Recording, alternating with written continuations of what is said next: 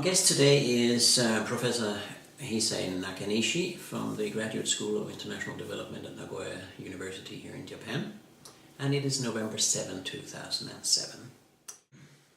The conflict building up between Iran and the United States, of course, has some hard interests behind it, where there's really incompatibility.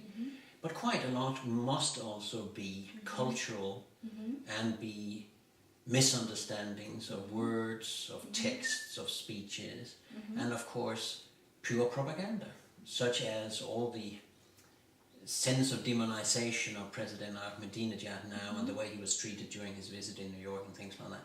Could you tell us a little bit about the real interests and the other, I wouldn't say less important things, but those that add up to the tension and the polarization now, which actually is a risk for a new war? If you see what happened in Israel and the Hamas conflict, as well as Israel-Hezbollah conflict, which happened August 2006, you can see Iran is winning and very victorious. And this is a problem for the United States, whether US wants to admit it or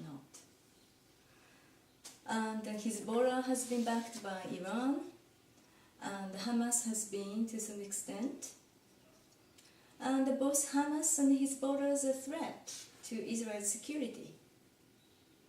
So Iran's diplomacy exceeds in quality much higher than that of the United States.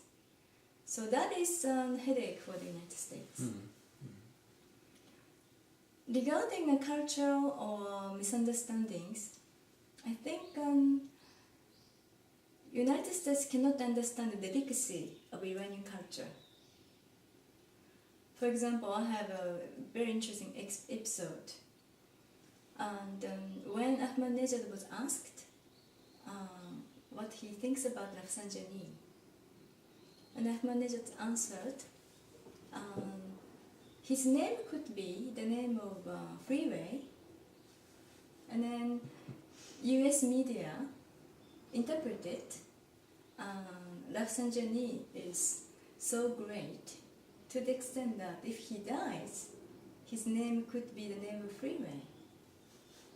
But what Ahmadinejad really meant, in my understanding, judging from what he could have said in Persian, is that he kind of indicated his time was over. But because the US couldn't understand what it really means in Persian, so they completely misunderstood. So there's a mounting misunderstanding since the breakup of diplomatic relationship between Iran and the United States since 1980.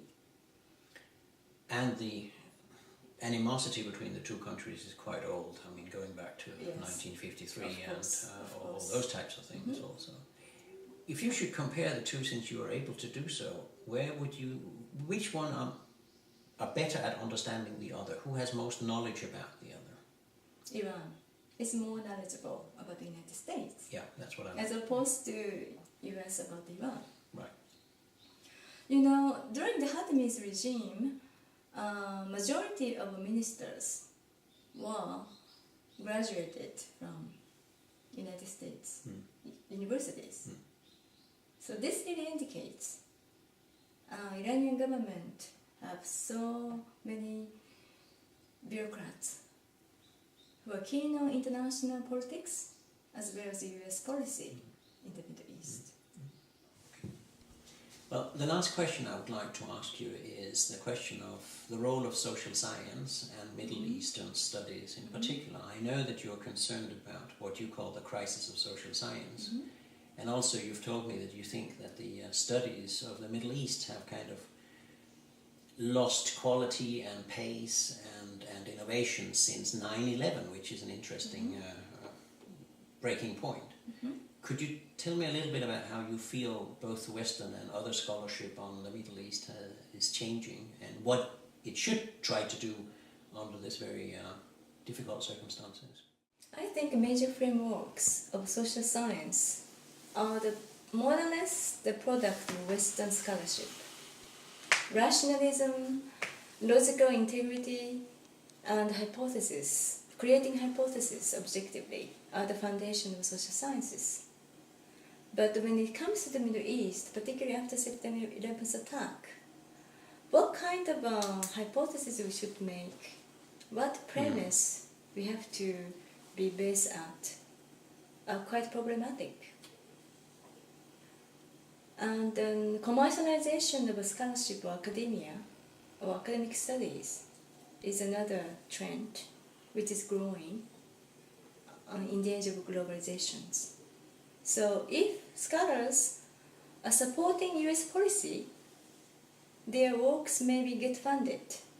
But if you have different views from what the US scholars, US policymakers have about Middle East, then US studies may not be funded. Then the other issue is,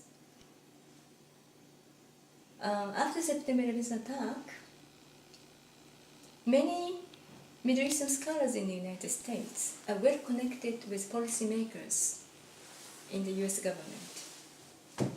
So, who is authentic? Who is authority in the Middle Eastern studies? Sometimes, often the case that they are policymakers partially. So, if I want to quote someone, some scholars who are supposed to be authentic scholars, then that means I'm following what the US policy is all about in the Middle East. So I really have to doubt objectivity, what is objectivity and what is authentic as academic works are in crisis.